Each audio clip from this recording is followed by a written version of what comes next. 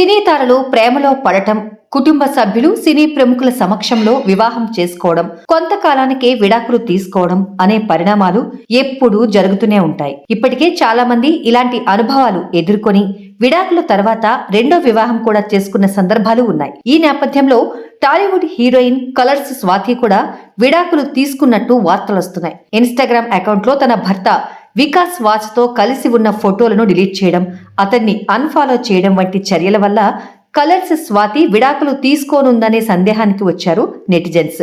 ఈ వార్త ఇప్పుడు సోషల్ మీడియాలో వేడి చర్చకు దారితీస్తుండగా స్వాతి తదుపరి నిర్ణయం కోసం సినీ ప్రపంచం ఆసక్తిగా ఎదురుచూస్తోంది. గోల్కొండ హైస్కూల్, స్వామిరారా, కార్తికేయ, త్రిపుర వంటి హిట్ సినిమాలతో టాలీవుడ్ ప్రేక్షకులను మెప్పించింది స్వాతి. ఆపై మలయాళంలోనూ ఆమెన్, మోసాయిలే, కుదిర మీనుగల్, నార్త్ 24 కాథం, త్రిశూర్పురం లాంటి సినిమాలతో మలయాళ ఆడియన్స్ ను మెప్పించింది. కెరీర్ పీక్స్ లో ఉన్న సమయంలో వికాస్ వాసు అనే పైలట్ ను వివాహం చేసుకుని చిత్రసీమకు కొంత దూరంగా ఉంటూ వచ్చింది. ఇటీవల పంచతంత్రం అనే సినిమాతో తిరిగి రీఎంట్రీ ఇచ్చిన స్వాతి సాయిధరం తేజ్ తో చేసిన సత్య అనే పాటతో మరోసారి వార్తల్లో నిలిచింది.